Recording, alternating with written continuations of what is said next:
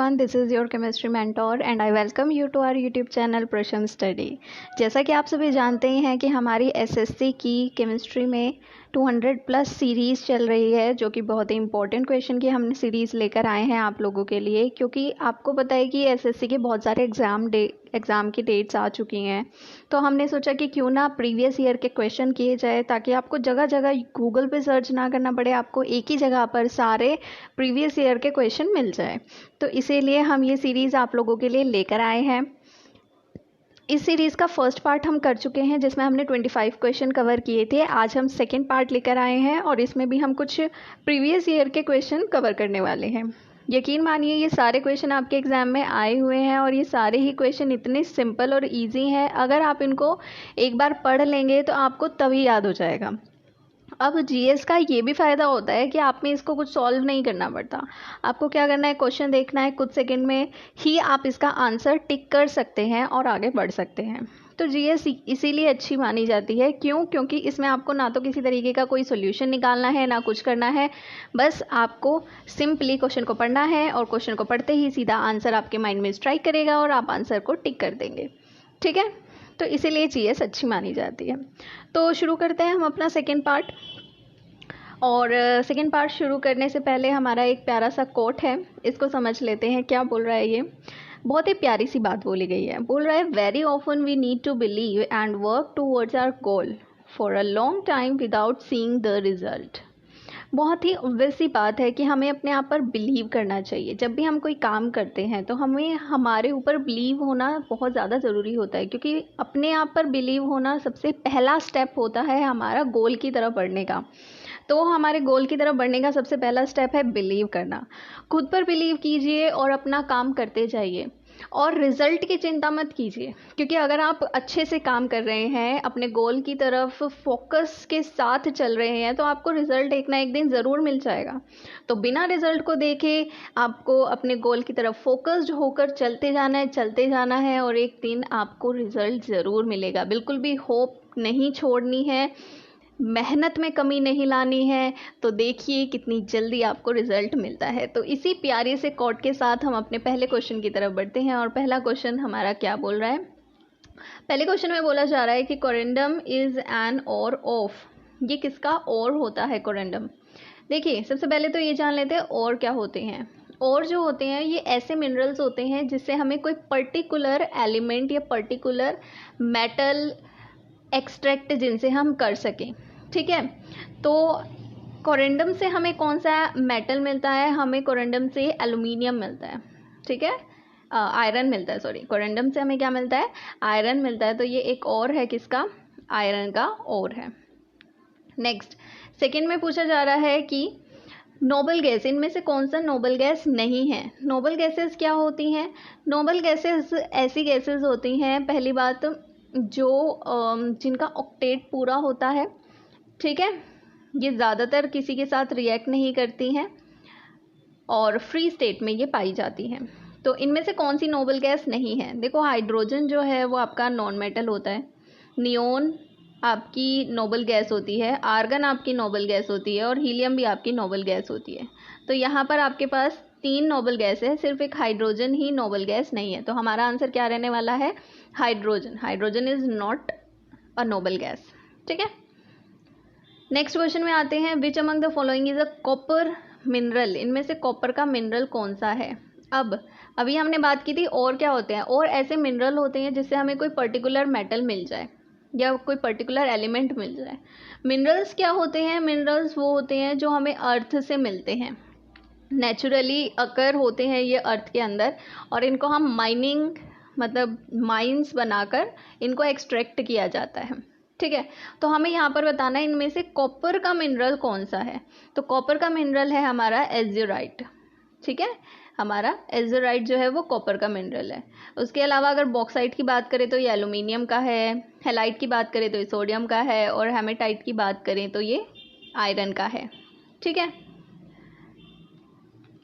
आगे बढ़ते हैं। नेक्स्ट क्वेश्चन में बोला जा रहा है, sapphire and ruby are the varieties of natural. इनमें से कौन से नेचुरली जो हमें एलिमेंट मिलता है उनमें से इन सब में से कौन सा ऐसा एलिमेंट है जिसका एग्जाम्पल या फिर जिसकी एक वैरायटी सफ़ायर और रूबी है? देखो सफ़ायर और रूबी दोनों सेम एलिमेंट होते हैं, इनके बारे में मैं डिटेल में आपको बता देती हूँ। ठीक है, पहली बात तो आंसर क्या रहने वाला है, एल्यूमिनियम ऑक्साइड। ये दोनों ही एल्यूमिनियम ऑक्साइड की वैरायटीज़ हैं। अब सफ़ायर और रूबी सेम होते हैं बट इनमें डिफरेंस होता है, कुछ डिफरेंस होते हैं। क्या डिफरेंस होता है?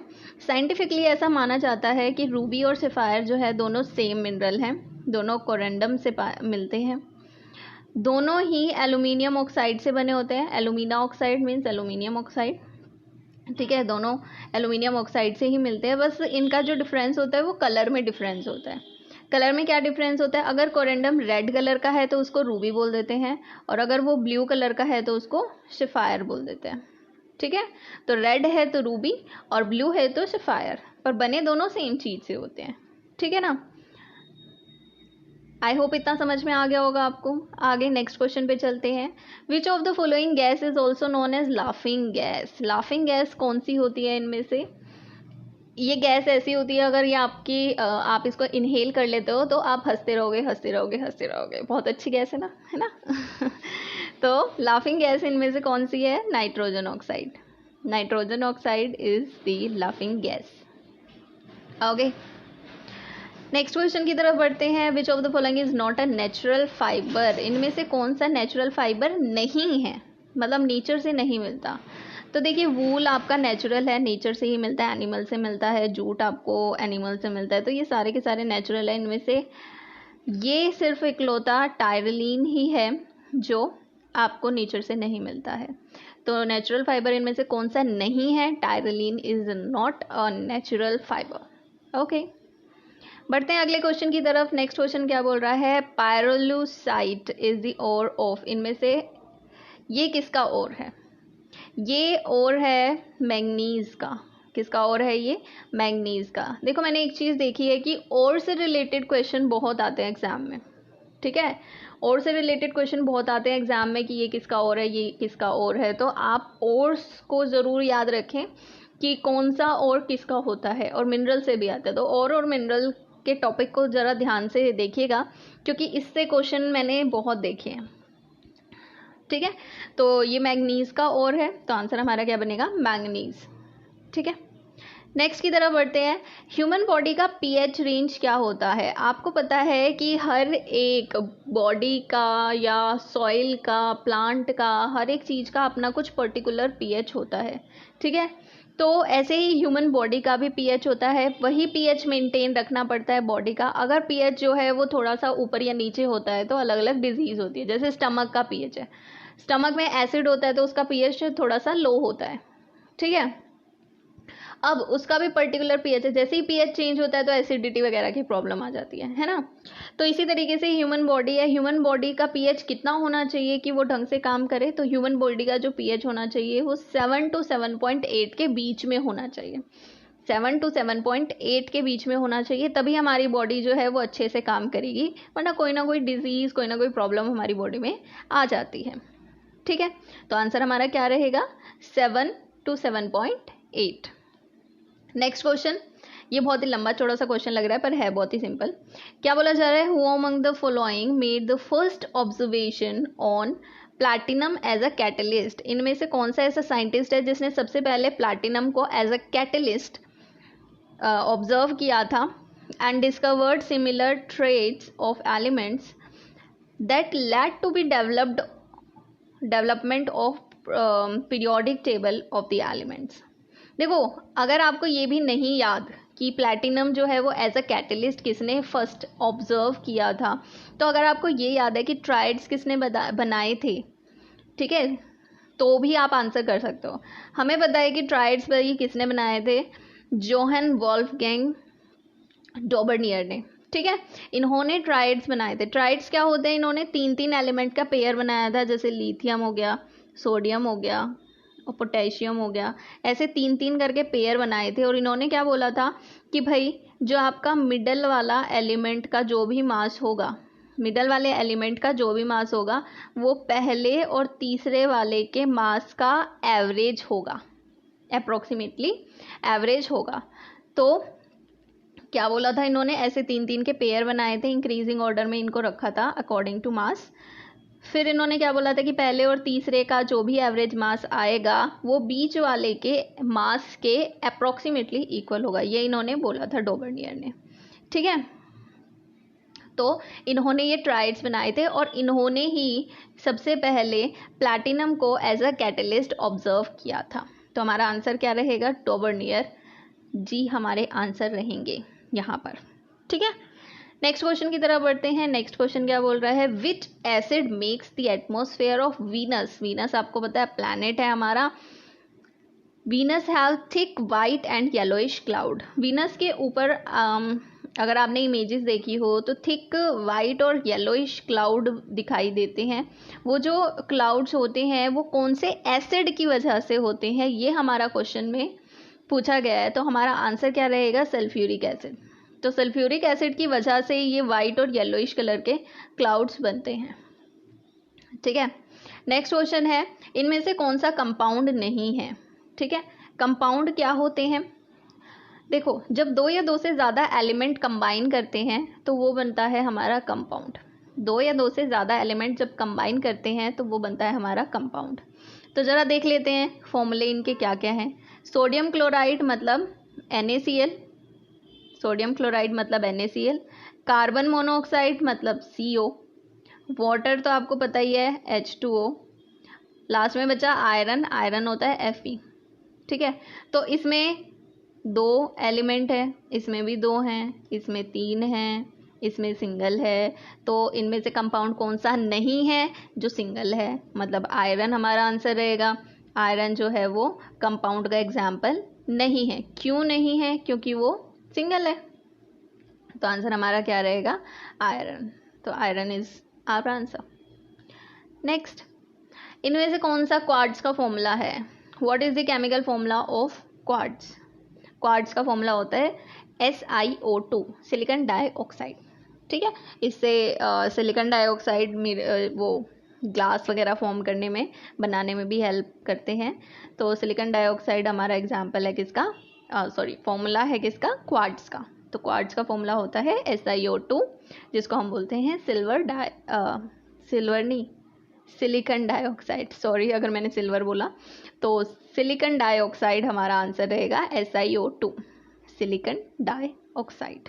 ओके, तो सिलिकॉन डाइऑक्साइड।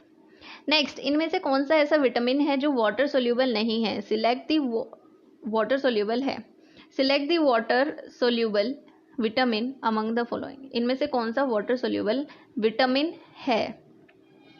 तो वाटर सोल्यूबल विटामिन्स जो हैं इनमें से सिर्फ एक ही है, विटामिन C। ठीक है, सिर्फ विटामिन C ही ऐसा विटामिन है जो वाटर के अंदर सोल्यूबल होता है। बाकी A, K और D ये विटामिन वाटर सोल्यूबल नहीं होते। ठीक है, विटामिन A हमें सोर चीज़ों से मिलता है, खट्टी चीज़ों से। K हमें फाइब्रस चीज़ों से मिल जाता है। D सनलाइट से मिल जाता है। ठीक है, उसके बाद आगे बढ़ते हैं। ये हमारा आंसर रहेगा विटामिन C, जो कि वाटर के अंदर सोल्यूबल होता है। Next question, when is the national science day celebrated to commemorate the contribution of CV Raman. CV Raman की जो कंट्रीब्यूशन है हमारे साइंस में, आपको पता है बहुत ज़्यादा मिसाइल वगैरह बनाने में भी इनका हाथ था। तो काफ़ी अच्छा इनका रिस्पॉन्स है, काफ़ी अच्छा कंट्रीब्यूशन है साइंस फील्ड के अंदर इनका। तो इनकी याद में बनाया जाता है नेशनल साइंस डे। तो नेशनल साइंस डे कब मनाया जाता है, ये मनाया जाता है 28 फरवरी। ठीक है, वैसे ये आपका करंट अफेयर्स का पार्ट बन सकता है, बट ये साइंस डे था, नेशनल साइंस डे, तो इस वजह से मैंने इसको अपने सेशन में भी रख लिया। ठीक है, तो 28 फैब को नेशनल साइंस डे बनाया जाता है, जो कि CV रमन जी के कंट्रीब्यूशन को की याद में मनाया जाता है। तो 28 February is the answer. Next, there are some plastics that when molded once cannot be softened by heating. These are called. वो कौन सी प्लास्टिक होती हैं जो हीट करने के बाद, एक बार आपने उसको मोल्ड कर दिया, मेल्ट कर दिया, उसके बाद जब आप उसे दोबारा से हीट करोगे तो वो सॉफ्टन नहीं हो पाता है, ऐसी प्लास्टिक कौन सी है? तो वो प्लास्टिक है थर्मोसेटिंग पॉलीमर्स। ठीक है, वो कौन सी प्लास्टिक्स हैं? Thermosetting polymers. काफ़ी हार्ड प्लास्टिक होता है ये। ठीक है, अगला बढ़ते हैं आगे। नेक्स्ट क्वेश्चन है, which one of the most important technique for separating the mixture by passing it in solution or suspension through a medium in which the components move at different rate? Question लंबा सा है, मैं आपको इसको समझा देती हूँ। इसमें बोला जा रहा है कि वो कौन सी टेक्निक है, वो कौन सी इंपॉर्टेंट टेक्निक है जिसको यूज़ किया जाता है एक मिक्सचर को सेपरेट, मतलब मिक्सचर के अंदर जो भी कंपोनेंट्स हैं, ठीक है, उनको सेपरेट करने के लिए, जिसको पास किया जाता है किसी मीडियम से। और जब उन मिक्सचर के कंपोनेंट्स को किसी मीडियम से पास करते हैं तो वो डिफरेंट रेट से, मतलब डिफरेंट स्पीड से उस कंपोनेंट से पास होते हैं, उस मीडियम से पास होते हैं। ठीक है, तो ये मेथड है क्रोमेटोग्राफी। कौन सा मेथड है ये? क्रोमेटोग्राफी। अब इसको मैं आपको एक्सप्लेन कर देती हूँ। होता क्या है, एक आपको पेपर मिलता है, ये अगर आप लोगों ने, आप साइंस बैकग्राउंड से हैं तो आपने ये लैब में किया भी होगा, ये करवाया जाता है 12th में, कॉलेज में, सब जगह पर करवाया जाता है। तो आपको एक पेपर दिया जाता है, इसको क्रोमेटोग्राम बोलते हैं। इसमें आपको क्या करना होता है, जिस भी मिक्सचर को के कंपोनेंट्स को आपको सेपरेट करना है तो यहाँ पर एक स्पॉट लगा देते हैं उस मिक्सचर का, और फिर इसको रख देते हैं एक जार के अंदर। उस जार के अंदर क्या किया जाता है, उस जार के अंदर एक आप सॉल्वेंट डालते हैं। सॉल्वेंट एक ऐसा होना चाहिए जिसके अंदर, इस स्पॉट के अंदर जितनी भी चीज़ें हैं, जितने भी कंपोनेंट्स हैं, वो सारे यहाँ जार के अंदर डाले हुए हमारे सॉल्वेंट में सोल्यूबल होने चाहिए। तो अब क्या होता है, जब आपको पता है पेपर जो है वो आपके लिक्विड को एब्जॉर्ब करता है, तो ये एब्जॉर्ब होगा, और जैसे जैसे एब्जॉर्ब होगा पेपर के अंदर, तो पेपर के अंदर ये जो लिक्विड सॉल्वेंट हमने बाहर जार में डाला था, ये धीरे धीरे ऐसे रेज करना शुरू करेगा। जब ये रेज करना शुरू करेगा तो इसके साथ साथ इस स्पॉट के अंदर जितने भी कंपोनेंट्स होंगे वो भी इस सॉल्वेंट के साथ ऊपर रेज करेंगे, और सारे सॉल्वेंट जो है वो अलग अलग स्पीड से रेज करेंगे। तो कोई यहाँ जाकर रुक जाएगा, कोई ऊपर तक चला जाएगा, तो इस तरीके से हमारे कंपोनेंट्स अलग हो जाएंगे। तो इस मेथड को क्रोमेटोग्राफी बोला जाता है, इस प्रोसेस को क्रोमेटोग्राफी बोला जाता है। बहुत ही कॉमन एक्टिविटी या बहुत ही कॉमन एक्सपेरिमेंट है जो हर कोई करता है अगर साइंस ली हो तो। ठीक है, तो chromatography is our answer. Okay, आगे बढ़ते हैं नेक्स्ट क्वेश्चन की तरफ। बहुत ही इजी सा क्वेश्चन है। मॉलिक्यूलर मास आपको बताना है, आणविक द्रव्यमान आपको बताना है किसका? सल्फ्यूरिक एसिड का। अब किसी का भी फॉर्मूला बताने के लिए आपको मास बताने के लिए आपको फॉर्मूला चाहिए, तो सल्फ्यूरिक एसिड का फॉर्मूला क्या होता है? H2SO4। ठीक है, H2SO4 is the molecular formula of sulphuric acid, और आपको इसका मास निकालना है। तो आप क्या करेंगे, मास निकालना बहुत ही सिंपल होता है। आपको क्या करना है, देखो 2 हाइड्रोजन है, 2 मल्टीप्लाई बाय हाइड्रोजन का मास, ठीक है, प्लस सल्फर एक ही है तो 1 मल्टीप्लाई बाय सल्फर का मास, प्लस ऑक्सीजन 4 है तो मल्टीप्लाई बाय 1 ऑक्सीजन का मास। तो इस तरीके से आप इसको पूरा सॉल्व करेंगे तो हमारे पास आ जाएगा पूरे सल्फ्यूरिक एसिड का मॉलिक्यूलर मास। इस तरीके से हम निकालते हैं। जितने नंबर ऑफ एटम है वो मल्टीप्लाई बाय एक इंडिविजुअल मेटल का मास, प्लस फिर अगले मेटल जितने भी एलिमेंट अवेलेबल है वो number of element multiply by उसका इंडिविजुअल का मास। इस तरीके से हम मॉलिक्यूलर मास निकाल लेते हैं। सो मॉलिक्यूलर मास सल्फ्यूरिक एसिड का क्या होता है? 98.07।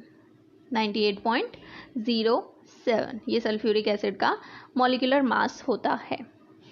नेक्स्ट क्वेश्चन, इसमें क्या बोला जा रहा है? इन कार्बन डेटिंग।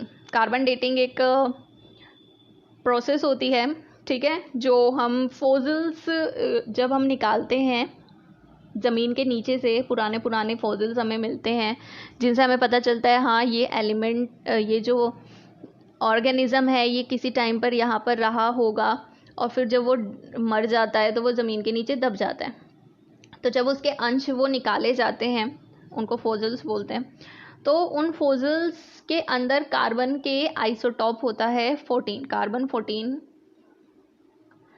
कार्बन 14 उसके अंदर होता है। कार्बन 14 एक रेडियो एक्टिव मटीरियल होता है। ये क्या करता है? ऑक्सीजन के साथ रिएक्ट करके एक रेडियो एक्टिव कार्बन डाइऑक्साइड बनाता है। हम क्या करते हैं, हम कंपेयर करते हैं। अब जब हम लिविंग होते हैं तो क्या होता है, कार्बन डाइऑक्साइड का लेन देन होता रहता है।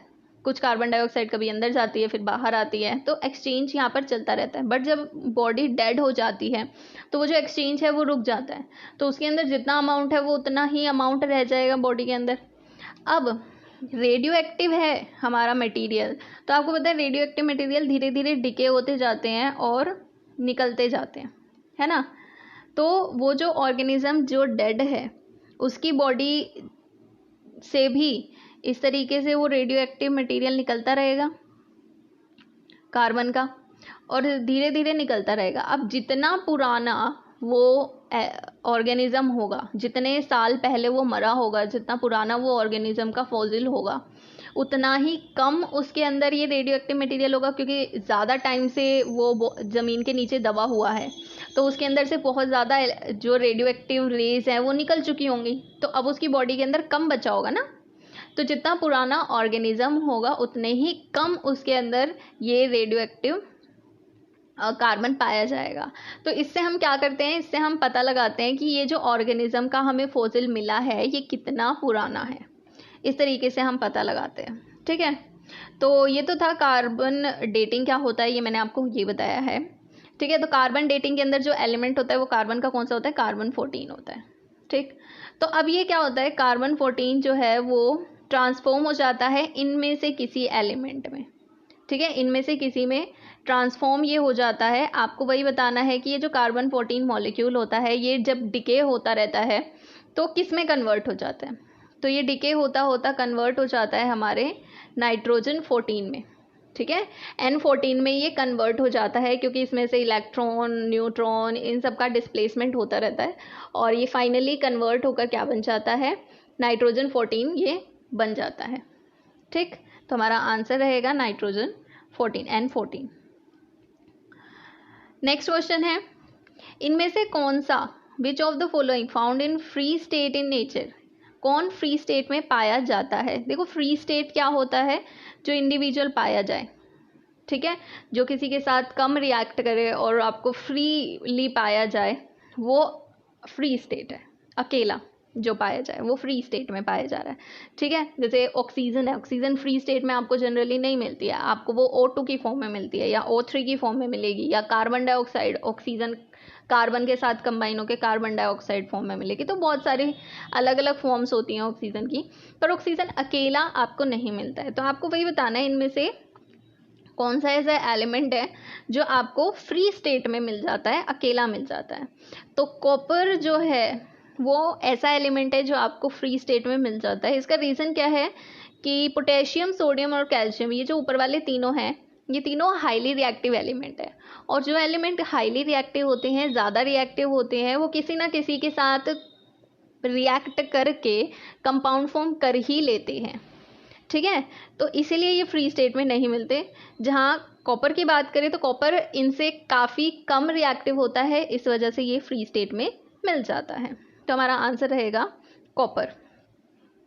नेक्स्ट क्वेश्चन पर चलते हैं। नेक्स्ट क्वेश्चन में बोला जा रहा है इनमें से कौन सा इंस्ट्रूमेंट है जो इंफ्रारेड रेडिएशंस को मेज़र करता है। विच of the following instrument measures infrared radiation. Infrared radiations कौन सी होती हैं, आपको पता है जो सनलाइट होती है, सनलाइट के अंदर डिफरेंट डिफरेंट रेडिएशंस होती है, जैसे यूवी रेडिएशंस, अल्ट्रावायलेट रेज हैं, ठीक है। ऐसे ही इंफ्रारेड रेडिएशंस भी होती हैं, जो सन की रेज में जो हीट होती है ना, वो हीट इन इंफ्रारेड रेडिएशंस की वजह से ही होती है। तो ये इंफ्रारेड रेडिएशंस को मेज़र करने के लिए जो इंस्ट्रूमेंट यूज़ होता है वो बोलोमीटर होता है। कौन सा मीटर होता है, बोलोमीटर, ठीक है। तो ये हमारा आंसर रहेगा। आगे बढ़ते हैं। अरे इस क्वेश्चन को क्या हो गया इसको ये क्वेश्चन नाराज़ हो गया लगता है, कह रहा है कि मेरे को इतना पीछे क्यों रखा हुआ है, इसलिए टेढ़ा मेढ़ा हो गया। चलो तो क्वेश्चन क्या बोल रहा है वो देख लेते हैं। ZnSO4 7H2O is the chemical formula of which substance. इनमें से कौन सा सब्सटेंस है जिसका फॉर्मूला ZnSO4 7H2O होता है, ठीक है। तो ग्रीन विट्रियोल जो है वो नहीं होता, ब्लीचिंग पाउडर का भी नहीं होता, ब्लू विट्रियोल का भी नहीं होता, ये होता है वाइट विट्रियोल का। किसका होता है ये, वाइट विट्रियोल, बिल्कुल कलरलेस ये होता है।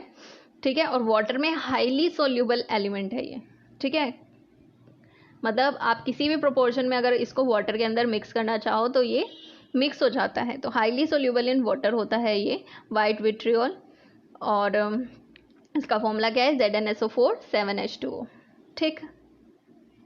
तो वाइट विट्रियोल हमारा आंसर रहने वाला है। आगे बढ़ते हैं नेक्स्ट क्वेश्चन की तरफ। Dry ice is the form of which gas. Dry ice इनमें से कौन सी गैस की फॉर्म है। ड्राई आइस आपने नाम सुना होगा, काफ़ी कॉमन नेम है। ड्राई आइस जो है, अब आइस लग जाता है तो लोग सोचते हैं तो वाटर से बनी होगी, पर ऐसा नहीं है। आइस नाम है इसका, पर ये वाटर से नहीं बनी होती, ये आपकी कार्बन डाइऑक्साइड गैस से बनी होती है, ठीक है। जब आप बहुत ज़्यादा प्रेशर को एकदम से इंक्रीज़ कर देते हैं और टेम्परेचर को बहुत ज़्यादा डिक्रीज़ कर देते हैं, क्या बोला मैंने, आपने क्या करना है, टेम्परेचर को करना है बहुत डिक्रीज़ और प्रेशर को करना है इंक्रीज़। तो प्रेशर जब आप इंक्रीज़ करोगे तो मॉलिक्यूल्स पास पास आ जाते हैं, और जब मॉलिक्यूल्स पास पास आ जाते हैं तो उनके बीच में एक बॉन्ड बन जाता है, और वो जो बॉन्ड बनता है वो उसको सॉलिड स्टेट में कन्वर्ट कर देता है, ठीक है। तो कार्बन डाइऑक्साइड गैस को सॉलिड स्टेट में कन्वर्ट कर दिया जाएगा बाय अप्लाइंग प्रेशर, ठीक है, बहुत हाई प्रेशर अप्लाई करके, और टेम्परेचर रिड्यूस कर देते हैं, ठीक है। तो टेम्परेचर कम करके, प्रेशर ज़्यादा करके हम कार्बन डाइऑक्साइड को कन्वर्ट कर देते हैं किसमें, ड्राई आइस में, ठीक है। तो ड्राई आइस जो है वो कार्बन डाइऑक्साइड से बनती है। आगे बढ़ते हैं। नेक्स्ट क्वेश्चन में पूछा जा रहा है which one of the symbol of zinc. Zinc का सिंबल इनमें से कौन सा होता है। देखो सिंबल भी पूछे जाते हैं एग्जाम में, बहुत सिंपल सा क्वेश्चन है ये। जिंक का सिंबल पूछा हुआ है, तो जिंक का सिंबल क्या होता है, Zn होता है ना। उसके बाद बात करें Na किसका सिंबल होता है, सोडियम का। Z तो किसका नहीं होता, जिंक का Zn हो गया। और K किसका होता है, K होता है पोटेशियम का, ठीक है। तो ये सिंबल हो गए। तो ऐसा नहीं सोचना कि बहुत हार्ड क्वेश्चन ही आते हैं, वो सिंपल सिंपल क्वेश्चन आते हैं। आपको बस अपनी केमिस्ट्री मेंटर को फॉलो करते रहना है। अगर आप मुझे फॉलो करते रहेंगे तो यकीन मानिए आपको बिल्कुल भी केमिस्ट्री में प्रॉब्लम नहीं आएगी। जितने भी क्वेश्चन आएंगे वो सारे आप टिक करके आओगे, और बिल्कुल सही टिक करके आओगे। बस फॉलो करते रहिए अपनी केमिस्ट्री मेंटर को। चलिए तो बढ़ते हैं अगले क्वेश्चन की तरफ। अगला क्वेश्चन क्या बोल रहा है, silver halide are used in photographic plants because they are। Photographic plants का मतलब फोटोग्राफिक पौधे नहीं, प्लांट्स वो वाले प्लांट्स नहीं, जैसे प्लांट्स होते हैं जो फैक्ट्रीज वगैरह होती हैं जहाँ पर कुछ बनता है। तो फोटोग्राफिक प्लांट्स में सिल्वर हैलाइड यूज़ किए जाते हैं। क्यों, क्योंकि जो सिल्वर हैलाइड्स होते हैं वो रिड्यूस हो जाते हैं जब वो लाइट के कांटेक्ट में आते हैं, ठीक है। क्या होता है, जब ये लाइट के कांटेक्ट में आते हैं सिल्वर हैलाइड्स, तो ये रिड्यूस हो जाते हैं, ठीक है। तो इस वजह से इनको यूज़ किया जाता है फोटोग्राफी में। जैसे आपको पता होगा AgBr सिल्वर ब्रोमाइड होता है, जब इसको सनलाइट के कांटेक्ट में लेकर आते हैं, जैसे ये सनलाइट के कांटेक्ट में आता है तो ये ब्रेक हो जाता है Ag+Br2 में, Ag+Br2 में ये ब्रेक हो जाता है। तो इसको यूज़ किया जाता है ब्लैक एंड वाइट फोटोग्राफी में AgBr को, क्योंकि ये क्या होता है, ये रिड्यूस हो जाता है। AgBr सनलाइट के कांटेक्ट में आते ही Ag+Br2 में टूट जाता है, ब्रेक डाउन हो जाता है, ठीक है। इसको ब्लैक एंड वाइट फोटोग्राफी में यूज़ किया जाता है। तो यहाँ पर क्या पूछा चल रहा है कि सिल्वर हैलाइड को फोटोग्राफिक प्लांट्स के अंदर क्यों यूज़ किया जाता है, क्योंकि ये रिड्यूस हो जाते हैं बाय लाइट। तो रिड्यूसेस बाय लाइट हमारा आंसर रहेगा, ठीक है। नेक्स्ट क्वेश्चन में क्या बोला जा रहा है, isotopes used for the production of atomic energy. आपको पता है कि जो एटॉमिक एनर्जी होती है उसके अंदर आपके रेडियो एक्टिव मटीरियल्स को यूज़ किया जाता है, ठीक है। तो इनमें से कौन सा आइसोटॉप यूज़ किया जाता है। देखो आइसोटॉप्स और आइसोबार्स हमने पिछली क्लास में डिस्कस किए थे। आइसोटॉप्स में मैंने आपको बताया था किस तरीके से याद करेंगे। आइसोटॉप्स जिसकी टॉप की चीज़, ऊपर वाली चीज़ अलग होगी, मतलब मास नंबर अलग होगा, ठीक है। आइसोटॉप्स मतलब जिसकी टॉप की चीज़ अलग, टॉप, ठीक है। तो आइसोटॉप्स जिसकी टॉप की चीज़ अलग, मतलब जिसका मास नंबर अलग होगा और एटॉमिक नंबर सेम होगा, और आइसोबार्स इसका बिल्कुल अपोजिट, जिसका एटॉमिक नंबर डिफरेंट होगा और मास नंबर सेम होगा। बहुत सारे एग्जाम्पल भी देखे थे हमने, क्वेश्चन भी किया था, ठीक है। तो इनमें से कौन सा आइसोटॉप यूज़ किया जाता है एटॉमिक एनर्जी के लिए? एटॉमिक एनर्जी के लिए यहाँ पर यूज़ किया जाता है यूरेनियम U235, ठीक है। यूरेनियम का आइसोटॉप यूज़ किया जाता है 235। ओके, आगे बढ़ते हैं। ओहो, लास्ट क्वेश्चन था ये हमारा। तो हमारे क्वेश्चन यहाँ पर होते हैं समाप्त। और अगर आपको क्लास पसंद आई हो तो लाइक, शेयर और हमारे चैनल को सब्सक्राइब ज़रूर करना, बेल आइकन को प्रेस कर देना, ताकि सारी नोटिफिकेशंस आपको मिलती रहे और आप बिल्कुल अप टू डेट चलते रहें, ठीक है। तो आई होप आपको आज की क्लास बहुत ही ज़्यादा पसंद आई होगी और बहुत ही इंटरेस्टिंग चीज़ें आपको सीखने को मिली होगी, ठीक है। तो अपने फ्रेंड्स के साथ ज़रूर शेयर कीजिएगा इस सेशन को। और आप अगर नोट्स चाहते हैं ये वाले, तो आप नोट्स के लिए हमारे टेलीग्राम चैनल को ज्वाइन कर सकते हैं। डिस्क्रिप्शन बॉक्स में आपको लिंक मिल जाएगा, ठीक है। तो आप हमें वहाँ पर ज्वाइन कीजिए और आपको वहाँ पर सारे नोट्स मिल जाएंगे। तो आज के लिए इतना ही, मिलते हैं अगली क्लास में। Thank you so much.